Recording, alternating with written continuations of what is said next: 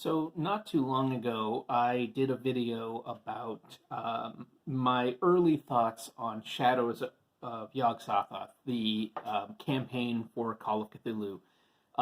Originally from the early 80s, this was, in my previous video, I thought it was, and I was correct, it was the first Call of Cthulhu campaign, and apparently one of the first campaigns of any kind. So I have finally actually read through the entirety of this campaign. It was something I was thinking perhaps I would try my hand at running this as my first published campaign to run myself. I have definitely 100% decided that that is not what's going to happen. I am not going to run this campaign. Part of the appeal for me in running a published scenario is less work. Someone else has done the work for me. Not too long ago, I've recently run a few Dungeon Crawl Classics adventures, and the modules have done a lot of the work. Now, I've expanded on them. I've done some other work with them, and that's great. But the modules are there. And largely as they appear, I've used them, and it's been great. It's been a great tool. And so I thought maybe Shadows of Yog-sothoth, but reading through it, it just doesn't work for me. And part of it is that if I were to run this to make myself happy, I would have to do a tremendous amount of expansion and alteration on the campaign, just really building it from the ground up as a completely different, not completely different, but as a largely different game than what is presented here in this book. So I wanted to talk a little bit just about what I might do if I were going to run this campaign, what I might do to make it something that I would want to do. Clearly, there's going to be spoilers in this. So if you are thinking about playing in this game, if your game master is saying that might run this, then don't watch this video because you won't want to know. But I want to talk to potential keepers about what they might do to make it, I think, a better campaign. So I'm just gonna do a quick run through of the different chapters and give my thoughts on them. I've recently written a review of it. I'll put a link below to that so you can read it if you'd like. But in the meantime, I've had some other thoughts, and I just want to share with you today what those are. So the first scenario is the Order of the Silver Twilight, and this is one that has caused me a great deal of consternation in the past as I have tried to read this campaign multiple times, and I've continually run up against this particular scenario, and it's always given me pause. And I think there's several things that I would do differently with this scenario to make it more something that I would want to do. The first is, and the biggest, this is perhaps the most important change that I would do in the whole campaign, is I would make this part one. This scenario I would expand to the point where it was part one of a campaign, like a first season of a TV show or something. This only takes up, I don't know, maybe that it's not more than about 30 pages. Yeah, including characters and art and everything, it's less than 27 pages because it doesn't even start on page one. I would expand this. This is a small part of this book, and I would expand this to be the first half of your campaign. And why that is this story is about your characters being recruited into the Silver Twilight, which is analogous to the Golden Dawn. They're recruited into the Silver Twilight. They gain more and more levels of power, or they see beyond further and further. They gain I don't even know what you call it in secret societies, but they gain levels of acceptance and whatever within this group. And as that happens, they start to learn about an inner circle. They become aware of some of these people and some nefarious things they're up to, and it eventually builds to, I guess it's the introduction, in as much as this has a through line, as much as this book has a through line, it introduces you at the end to that through line in at least one recurring villain. And I think there's actually a couple recurring villains. I think it's, Carl Stanford. I can't remember if John Scott plays much into things, but a couple of these other characters end up playing into some later stuff. And they're introduced at the end. Pardon me. So, okay, so you learn about these characters and all that, but I feel like everything feels very rushed as it's presented. It's like, hey, you've joined this group. Oh, you're in the inner circle. Hey, why don't you go investigate this thing? Oh, crap, they're evil. Really? Like, and is this going to take 1 or 2 nights? Is that it? So to me, I think I would introduce your characters to the Silver Twilight. I'll go into it later, but I would probably just change it to the Golden Dawn, and I'll get into that in a bit. But introduce your characters to this organization, then run scenarios. Run other scenarios that you want to have your characters play in. Perhaps weave in another published campaign, or put in your own originals, or take some of the individual scenarios that have been published in other places and run those. And in the background, in between, kind of like the Alien episodes of X-Files. I think of it like the Alien X-Files episodes where you have a bunch of Monster of the Week episodes, and then the season premiere, sweeps week, and the season finale are always about the alien conspiracy, where it furthers that overall arcing storyline. And other shows used to do that. I mean, I know the TV series don't run like that the way they used to, but that's how it used to go. You have 24 episodes, you break up those into chunks, so you have the first part of the season, second part of the season, and at that breaking point in the middle, you have that, catch and everything. So I would use this first scenario about the Silver Twilight, I would use that as a first season of a show. Start with introducing them into it, then run several unrelated stories, or related in whatever way that you feel is appropriate. Maybe introduce a couple of these characters in passing, but not in great depth. Then you hit a midpoint where you advance some other piece of the scenario, bring that in, maybe the first hints at the sinister side of things, whatever. Then run a few more unrelated scenarios, and then you bring it to the climax where you discover the truth. You find out, oh no, these people are really bad news. Okay, boom, done. Silver Twilight scenario is over. Then you move on to the rest of the campaign.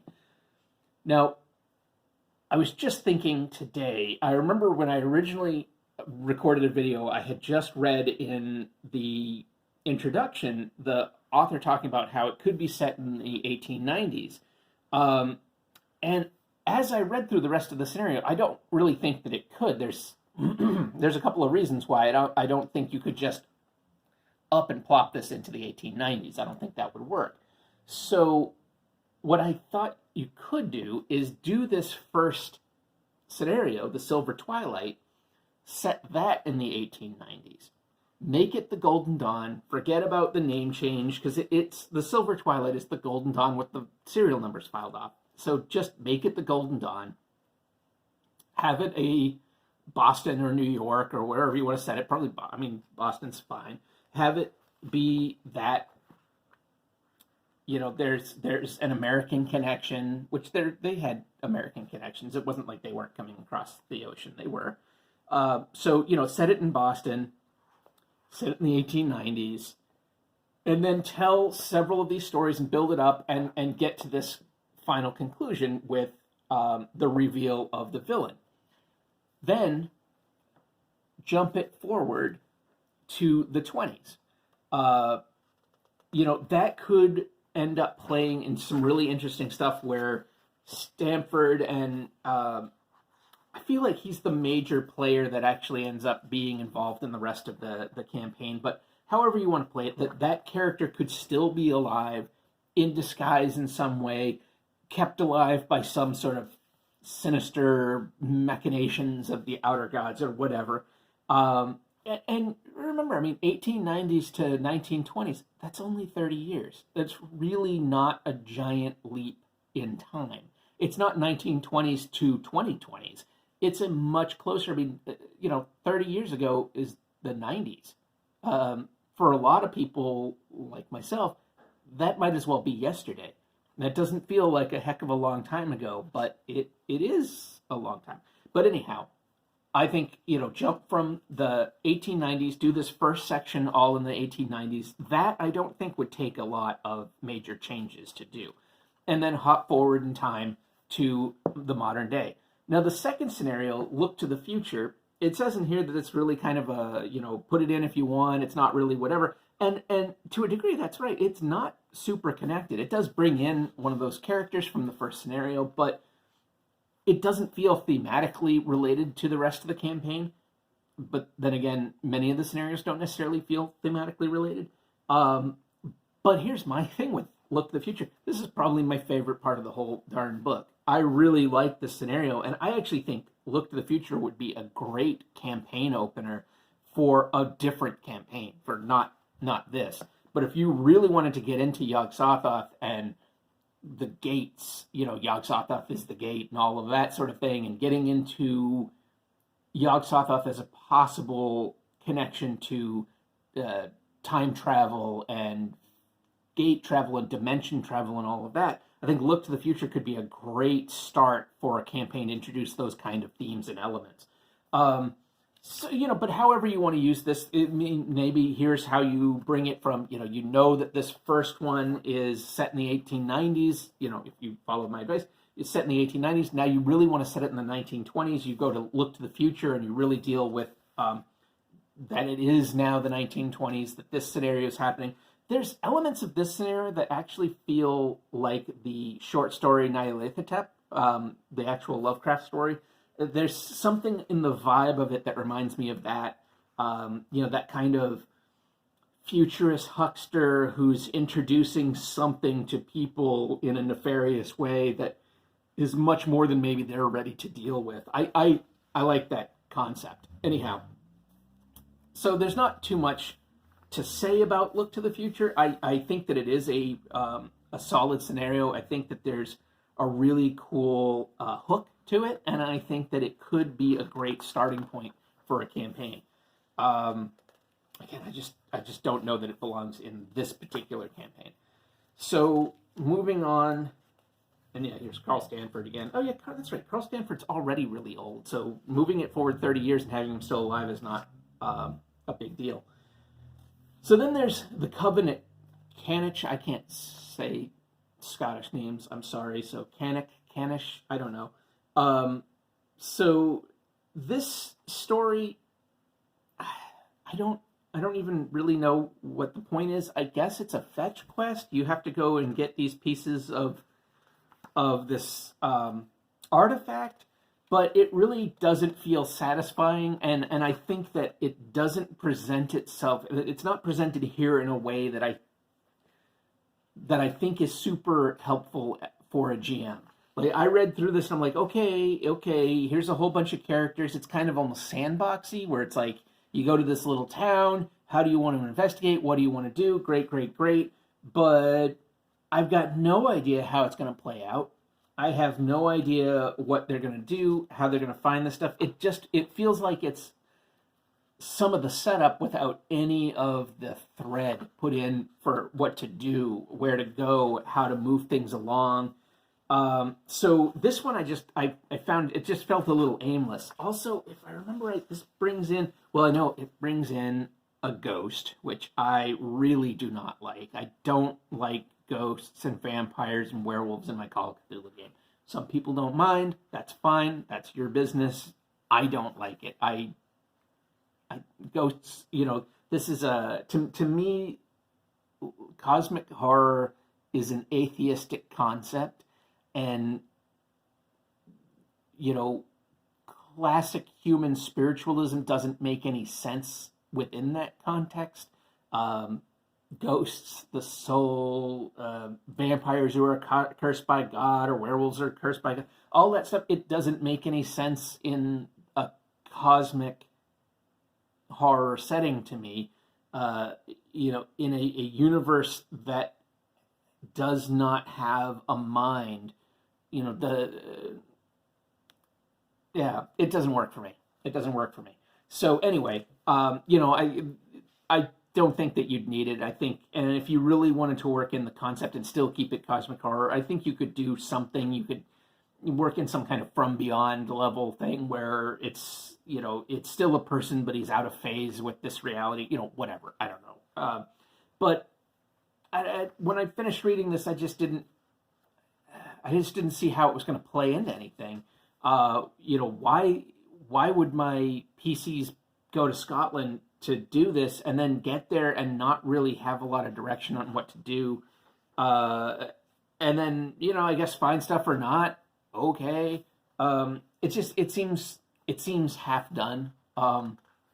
So anyway, and then to sort of make matters worse on that, when this scenario is done, they've just crossed the Atlantic Ocean to go to Scotland in a time where that's not super easy to do. And then it's just, okay, it's done. I think there might even be snake people in this one. There's snake people in the art, and I feel like there were snake people. And this does get into that mythos hoedown that Kurt Weigel talks about, where there's too many monsters, too many different monsters being thrown at the party. Each scenario is like a different set of monsters, and then it's not, again, the whole thing, it's not cohesive. So yeah, there's serpent people involved. I love the serpent people, don't get me wrong, I do, but we're gonna see deep ones later. We're gonna see other, like, some weird creatures that aren't ghouls but are kind of like ghouls.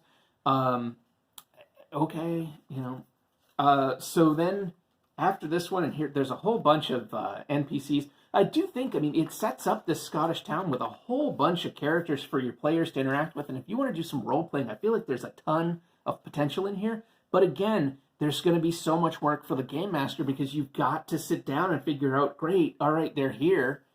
There's all these NPCs for them to talk to. There's these different things, but what the deuce am I going to do with them all? And where am I going to go? And where are the players going to take the characters? And then once they do, how's it all going to play out? I just don't feel like any of that is set in a way that's going to be useful for a keeper actually running this game. That was what I kept coming across, as I did. There was nothing in here that was going to be useful. There was a whole bunch of interesting information, but in no way did it feel like I could run it without sitting down and doing a ton of prep work. And then that brings me to Devil's Canyon. So you've just traveled across the Atlantic from Boston in 1920 something. And now all of a sudden you're going to the American Southwest to a Hollywood film production. Like, what? You got to travel? Come on. And this gets into there's no cohesion, because why you come here is tenuous at best. And then you've got to go and deal with this stuff. Now, I think that there's actually some really cool, creepy ideas in this. It reminds me a little bit of I think it was John Carpenter on Masters of Horror doing the cigarette burns story. There's some elements of that in here, which I thought was really cool. But again, here you have another creature altogether. These, what are they called? They've got some kind of weird name. Astral hunters, or spectral hunters. Spectral hunters. I would skip that. I would skip the spectral hunters. If you want to weave something in, it would make a heck of a lot more sense, especially if you just had serpent people in Scotland, to have serpent people. At least then, again, there would be a connection between the two scenarios. It wouldn't feel so out of left field. So anyway, I think that this scenario has some really cool ideas. It just, again, doesn't really fit. And maybe if you spread this campaign out, so, you did that first half with the first scenario and made it, say, 10, 20 scenarios within covering that one scenario.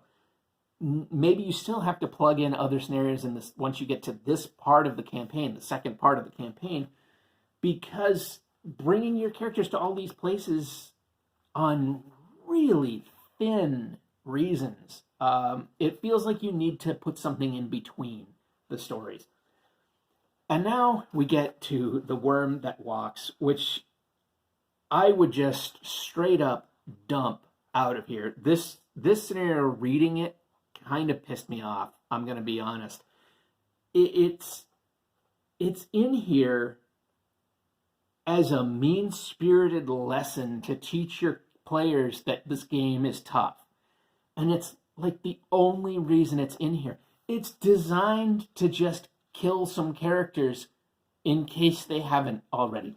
Like if you're at this point in a campaign and you don't know that Call of Cthulhu is deadly, and you don't know that the system is really tough and that it's real easy to die and it's real easy to go insane, if you don't know by this point, I mean, just pointlessly killing characters, I would be so angry if I was a player and I went and did, because this, again, the scenario does not mesh. There's some cool elements to it, but it doesn't fit, and it is just designed to frustrate and then kill characters. That's really bad design. I just really don't like it. Yeah, that's right. At some point, you get on a yacht for no dang reason, just to go out and get munched by a monster. Like, why would I get on a yacht in the middle of this investigation? It's stupid. So, anyway, sorry to be ranty about that, but this scenario really, I was on the fence leaning toward not running it, and I read this one, and it just made me so angry.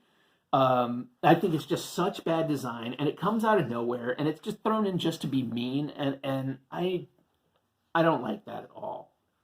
So then, Watchers of Easter Island and the last scenario in the campaign,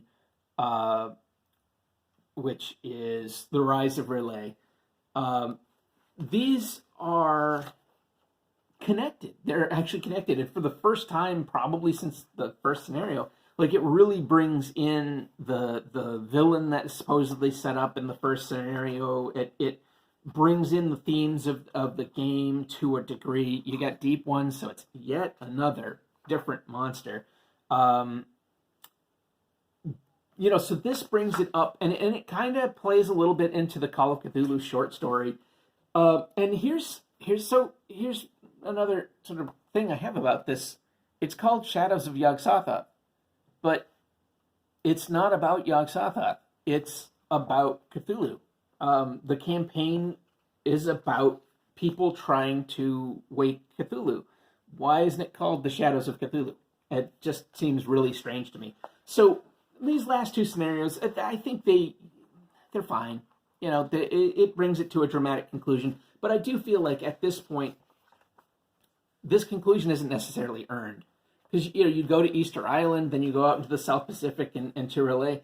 And I feel like if you're going to get to this point, you really need to have had some threads woven in that aren't in these earlier scenarios. That's why I think you, as a keeper, you would have to do a lot of work, design a lot of your own scenarios. Again, maybe pull some published ones if they work, but really put in a lot of work to add these threads and these hints and these elements that will eventually lead your characters to Easter Island and then Relay, and in a way that it will make sense to them, because I don't think that it would make sense to them as presented here. It didn't make sense to me reading it. I can't imagine my players having a positive reaction to all of that. It's sort of like, oh, I guess here's where we are. Let's do this thing now.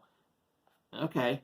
So anyway, I don't want to just, I'm not just trying to crap on the campaign. I will say also that there's a couple of pretty cool short scenarios in the back. One in particular, I think one might be a really cool intro, maybe for one or two players. The People of the Monolith. It's got a Robert E. Howard vibe to it, and I think that you could do this because it's relatively without danger, and it's more about the mood, which I think is where Call of Cthulhu excels, is in the mood, and this one's really a mood piece, and a good way for characters to get sort of introduced to the strangeness of the mythos. So I think that could be really cool. And then the Warren, this feels to me like a convention game. It has a bunch of the elements. It's relatively short. I think you could crank this out in a couple of hours at a con. And I think it's pretty good. It's pretty tight. Seems good.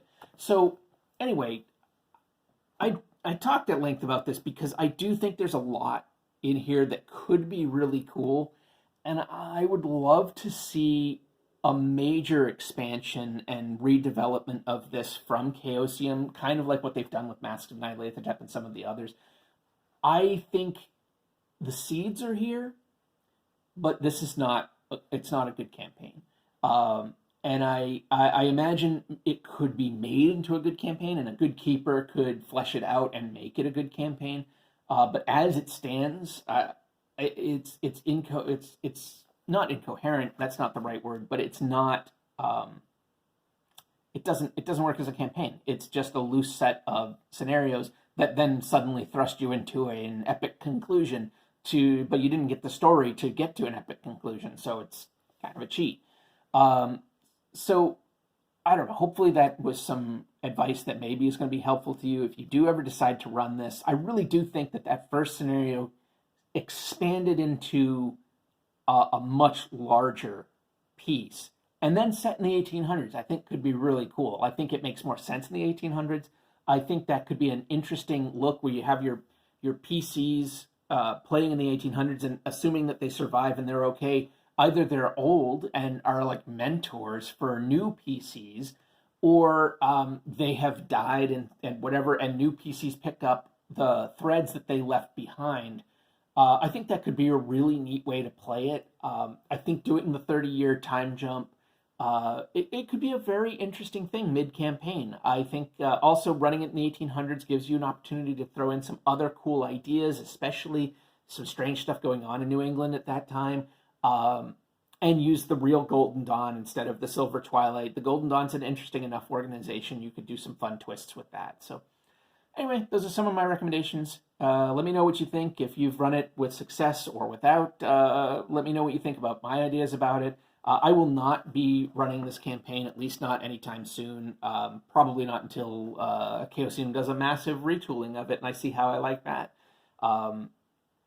I have maybe found the campaign that I am going to try to run coming up this year, so keep an eye out for that. Check out the links below. There's the usual stuff. I'm an independent author. I've got a Patreon page. You can buy me a coffee. All that usual stuff. And, the like and interact with it. That helps. I don't know. Machine brain tells me what to say. Take care.